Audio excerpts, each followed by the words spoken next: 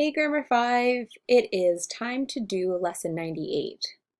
One of my favorite things to talk about, negative numbers. I'm so sorry we're not in class to talk about this so you could see my excitement over talking about negative numbers. So before we do our lesson, I want to make sure that you have done your facts practice. Those don't stop because you're at home, and your mental math warm-up. And don't forget to do your problem solving. You know, sometimes that gets skipped in class. Let's not skip that at home. You have all the time in the world. So after you've done that, let's hop on over to our new concept, which probably is not a new concept for all of you. So we know that we have signs to our numbers. Numbers are either positive or they are either negative. And what that means is that they have values greater than 0 or values that are less than 0. 0 is neither positive nor negative. It is just 0. It is still a number, it just doesn't carry a sign. When we look at the number line below, we see we have positive numbers, which are to the right of 0, and we have negative numbers, which are to the left of 0. We write our negative numbers with a minus sign to the left of the number to indicate that that number is negative.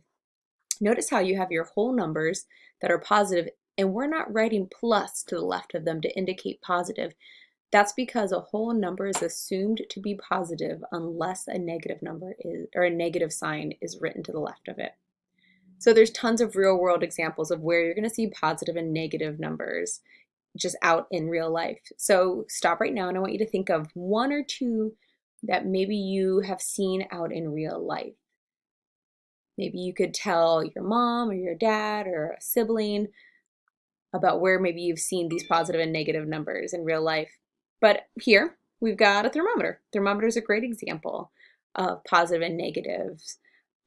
If you think about numbers or temperatures increasing, we know that it's getting farther away from 0 as it heats up. And as temperatures decrease, we get closer and closer to 0. We're getting colder.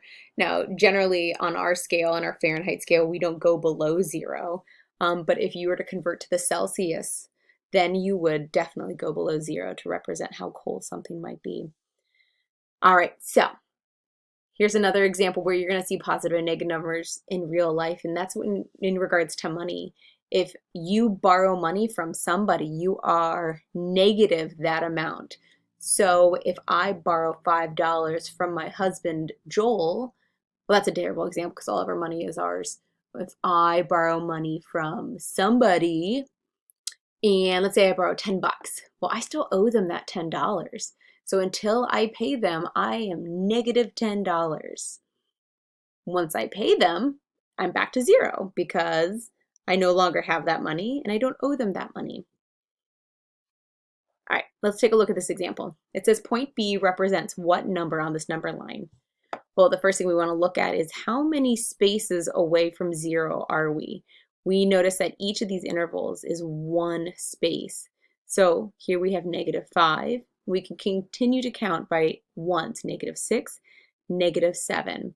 We see that the distance between the tick marks is 1 unit, so we know that B is at -7, or 7 spots away from 0, negative.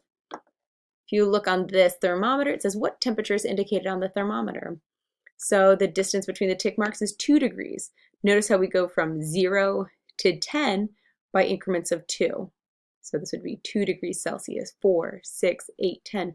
So in order for this to be true, it needs to be all consistent. So we know from here to here is -10 degrees. One more tick is 2 units, so -12. And then example 3, use a negative number to indicate a debt of $200.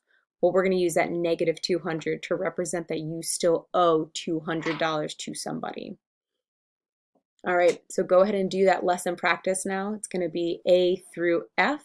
Make sure you have a parent check it to make sure that you get this concept. And then when you're done, go ahead and do your mixed practice. All right, guys, hope you're having a great day. Bye.